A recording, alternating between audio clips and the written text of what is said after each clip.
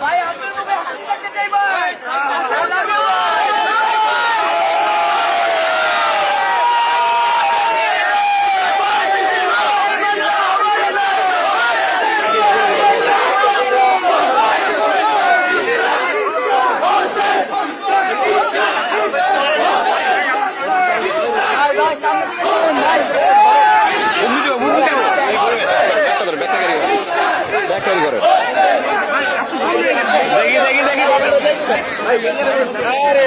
আস্তে আস্তে আস্তে নিয়াজ ভাই আপনি ওইসব দেখেন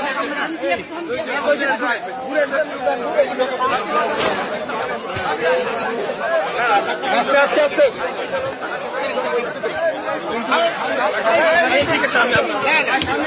রেডি রেডি রেডি রেডি যাচ্ছি যাচ্ছি যাচ্ছি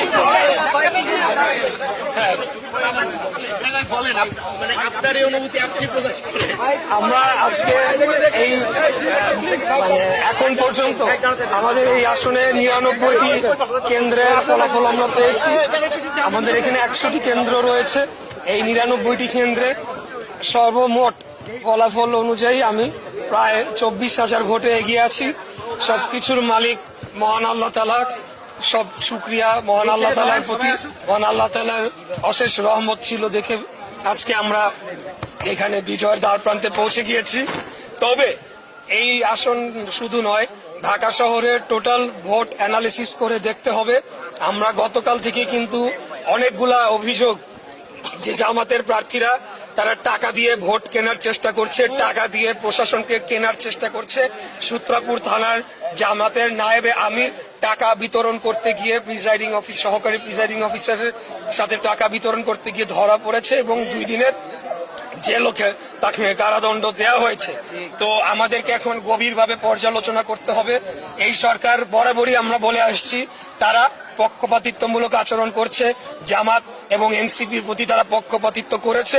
এই সরকারের উপরে আমাদের আগে থেকেই আমরা বলে আসছি। তো যাই হোক, আমাদের যে সারা বাংলাদেশে যে ধানের শীষের যে জোয়ার উঠেছে, সেই জোয়ারে বর্তমান সরকার, জামাত, এনসিপি সবাই মিলেও কারচুপি করে আমাদেরকে ঠেকায় রাখতে পারে নাই।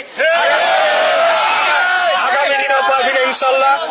আমরা ফলাফল পর্যালোচনা করব, কোথায় কোথায় কারচুপি হয়েছে, কিভাবে হয়েছে, বা কোথাও কোথাও ইঞ্জিনিয়ারিং হয়েছে কিনা।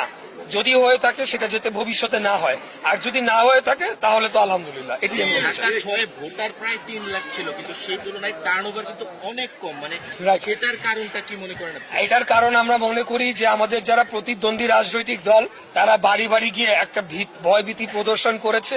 বিশেষ করে মহিলারা বিভিন্ন বাসাবাড়িতে গিয়ে তারা ভয়ভীতি দেখিয়েছে এবং ভোটারদেরকে ভোট কেন্দ্রে আসতে নিরুৎসাহিত করেছে। বিশেষ করে আমাদের এখানে অনেক হিন্দু ধর্মাবলম্বী ভোটাররা রয়েছেন, তাদেরকে এক প্রকার ভয়ভীতি প্রদর্শন করা হয়েছে। কেন্দ্রে গেলে তাদের সমস্যা তৈরি হবে, তাদেরকে চিহ্নিত করে পরবর্তীতে ব্যবস্থা নেওয়া হবে, এই ধরনের ভয়ভীতি প্রদর্শন করেছে। যার কারণে ওভারঅল আর কি ভোটার টার্নআউটটা লো হয়েছে। তবে আমি মনে করি যে সামনের নির্বাচনগুলোর থেকে এটা অনেক বেশি হবে আর কি। সংসদ সদস্য প্রায় নির্বাচিত হয়েই গেছে। যদি বলি প্রথম টার্গেটটা কি থাকবে আপনি আর এই এলাকা? আমি শুরু থেকে বলে আসছি, আমাদের এই অঞ্চলের সবচেয়ে বড় সমস্যা গ্যাসের সংকট, তীব্র গ্যাসের সংকট। এটাকে আমি অন্তত আমাদের এই এলাকায় 1 নম্বর প্রায়োরিটিতে রেখেছি। দ্রুততম সময়ে গ্যাসের সংকট এবং ওভারঅল আমাদের যে জ্বালানি সংকট রয়েছে দেশে, সেটিকে নিরসনের জন্য আমরা কাজ করব। এটা আমাদের 1 নম্বর প্রায়োরিটি। বিজয় মিছিল হচ্ছে না, মানে কোনো কারণে আপনি বন্ধ রাখবেন নাকি আগামীকাল করবেন? মানে আমাদের যারা সর্বস্তরের নেতা কর্মীরা গত 2 দিন তারা ঘুমাতে পারে নাই, তারা নিরলস পরিশ্রম করেছে, তারা ভোট কেন্দ্র পর্যবেক্ষণ করেছে, সারাদিন ভোট কন্ডাক্ট করেছে এবং বিভিন্ন জায়গায় আমাদেরকে প্রতিকূল অবস্থার মুখোমুখিও হতে হয়েছে। বিশেষ করে আমরা লক্ষ্য করেছি আজকে যারা প্রশাসনের দায়িত্বে ছিল তার বড় একটা অংশ এবং সর্বপ্রকার আইন শৃঙ্খলা রক্ষাকারী বাহিনী এবং নিরাপত্তা বাহিনীর সদস্যরা বিভিন্ন জায়গায় জামাতের নেতা কর্মীদের পক্ষ অবলম্বন করেছিল। যার কারণে আমাদের নেতা কর্মীরা অত্যন্ত টায়ার্ড, তারা অনেক পরিশ্রম করেছে। তাই আজকে এখন তারা বিশ্রাম নিবে, কালকের থেকে আমাদের বিজয় মিছিল শুরু হবে।